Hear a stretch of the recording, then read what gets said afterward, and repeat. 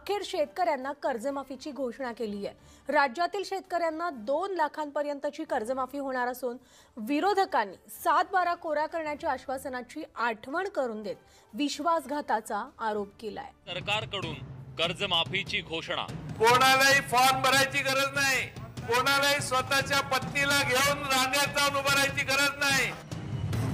2 लाखांपर्यंत सरसकट कर्जमाफी, 7/12 कोरा करा, विरोधक आक्रमक। राज्यातल्या कर्जबाजारी शेतकऱ्यांच्या डोक्यावरचा कर्जाचा भार कमी करण्यासाठी सरकारनं अखेर कर्जमाफीची घोषणा केली आहे। मुख्यमंत्री महात्मा फुले कर्जमाफी योजनेची विधानसभेत घोषणा केली। 2 लाखांपर्यंतचं कर्ज माफ करताना शेतकऱ्यांची कर्जाबरोबर कागदपत्रांच्या ओझ्यातूनही मुक्तता करणार असल्याचं सरकारनं स्पष्ट केलंय। सरकारच्या महात्मा फुले कर्जमाफी योजनेनुसार 2 लाखांपर्यंतचं शेतकऱ्यांचं कर्ज माफ होईल। कर्जमाफीसाठी शेतकऱ्यांना कुठलाही फॉर्म भरण्याची गरज नाहीये। कर्जाचे पैसे थेट शेतकऱ्यांच्या खात्यात जमा होणार आहेत। शेतकऱ्यांसाठी एक मोठी बातमी आहे। महाराष्ट्रातील सर्व शेतकऱ्यांसाठी आज एक खूप मोठा दिवस आहे, कारण राज्याच्या छत्रपती शिवाजी महाराज शेतकरी सन्मान योजनेसाठी जमवलेला डाटा वापरून 2 हप्ते म्हणजे 4000 रुपये शेतकऱ्यांच्या खात्यात आता जमा होणार आहेत। तर योजनेच्या अंमलबजावणीसाठी सरकारनं शासकीय यंत्रणेला कामाला लावलंय।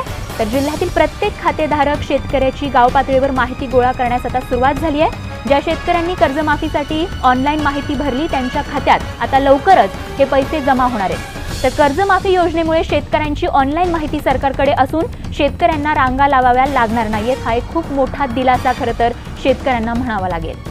तर आजचा दिवस महाराष्ट्रातील शेतकऱ्यांसाठी एक अत्यंत महत्त्वाचा आणि मोठा दिवस आहे। ही बातमी आहे, शेतकऱ्यांना कर्जमाफी मिळणार आहे आणि आज मुख्यमंत्री आढावा घेणार आहेत। पहिल्या टप्प्यात 28,50,000 शेतकऱ्यांना लाभ मिळणार आहे। तर 2 लाखांपर्यंतचं कर्ज असलेल्या शेतकऱ्यांना या कर्जमाफीचा लाभ मिळणार आहे। राज्यातल्या शेतकऱ्यांसाठी खुशखबर, शेतकऱ्यांना 348 कोटी रुपयांची कर्जमाफी। कर्ज घेणाऱ्या शेतकऱ्यांना अखेर दिलासा मिळालाय।